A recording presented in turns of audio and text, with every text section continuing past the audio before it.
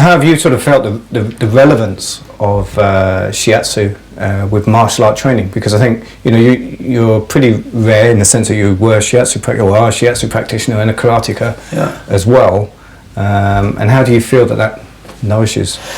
So for me, I think every martial artist should have at least a core understanding of bodywork, whether it be Shiatsu, acupuncture, massage, because it just fills out your awareness of the body. Most of the differences, I think, for me as a, I'll say fighter, not fighting professionally, but sparring, come from Shiatsu, come from knowing the body through being around a lot of bodies, feeling the body and sensing where it will be in relation to something else, much more from bodywork than anything else. Yeah, I'd have to agree with that. I think once I can get hands-on, it's almost to a point that you can close your eyes and still get a gauge of, okay, I know what I'm holding on to. I can feel how that next movement's coming. Because you do have to, it's like a treatment plan. When you start the session, you know what the body is. You've got overall where you're going, but each session is different, right? Each treatment is different depending on what comes up.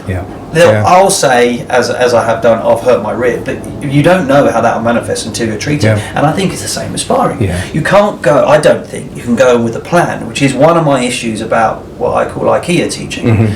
A becomes B, becomes C, becomes D. Well, it doesn't. Because you start sparring outside of a controlled environment, and A doesn't go to C, A goes to Z. Then he stamped on my head. I'm like, well, how did that go? And for me, I think that's what Shiatsu does. I think it helps keep everything so much more fluid and in the moment. And I've never really seen that the pressure point system stuff doesn't work in the sense of, I'm going to hit this, set up that move, and then I'm coming in on it. The bodies don't respond that way. It's a bit of a myth, that, isn't it? But saying that, not in the defence of the pressure points, but from what I found, the pressure points, they are points of leverage. So, for example, come in gently because I'm my busted. Here we go. So, just hand on here, right? Let's say that just a basic BJJ guard position. I found this by knowing Shiatsu, pulling out on the elbows to draw you forwards is pressure points, and that can be uncomfortable. But more than it being some super duper, you lose the effect of your arms. It's just a point of leverage, right? It's just a point of leverage, and now I can come into something else.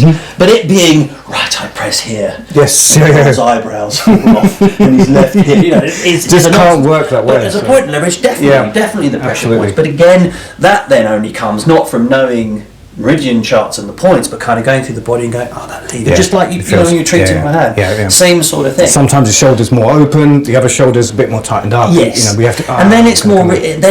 Then those pressure points are useful in a real life scenario, like a realistic scenario, not this ridiculous. Like chess. I'm sure people can do it. Pre-plotting their movements like a game of chess. Tap you here, then tap here. No. Well, maybe I'm just not good enough. But I haven't done it yet. I've been trying to do it for 25 years, and I haven't yet knocked someone down with a pressure point tap. No. But I have, but I think they've always come across as. When it's happened, when it's happened for me, it's become a spontaneous thing that I would say it mostly was luck. It wasn't that I thought that's the point. It just hit and it had the response.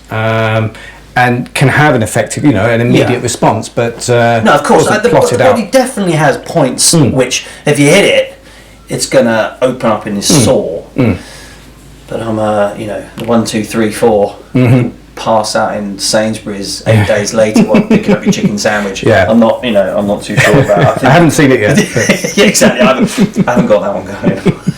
but there's much more realistic stuff. I say the leverage.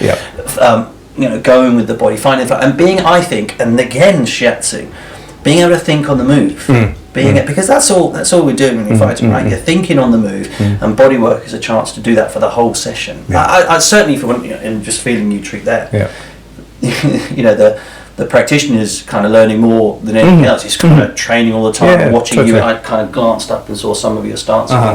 That's a good workout.